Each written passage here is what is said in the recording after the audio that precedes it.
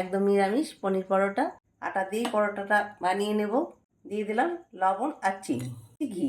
রুটির আটা যেরকম মাখা হয় সেই রকমই আটাটা আমি মেখে নেব। হাতে একটু ঘি নিয়ে আটাটা ভালো করে লাগিয়ে ঢাকা দিয়ে রেখে দেবো রেস্টের জন্য।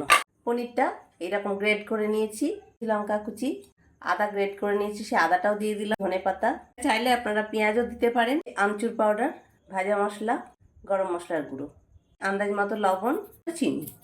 এবারে খুব ভালো করে এটাকে মাখিয়ে নেব। বাটি বানিয়ে নিয়েছি, বাটিগুলোর মধ্যে সমস্ত পুরগুলো আমি ভালোভাবে গুঁড়ে নিয়েছি। এরকমভাবে আটকে দেবো। সামান্য একটু গুঁড়ো ময়দা নিয়েছি।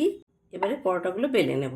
পাতলাও না আবার খুব মোটাও না, তো পরোটাগুলো বেলে এবারে আমি ভেজে নেব। তাওয়াটা গরম হয়ে গেছে, এবারে পরোটাগুলো একে একে ভেজে নেব।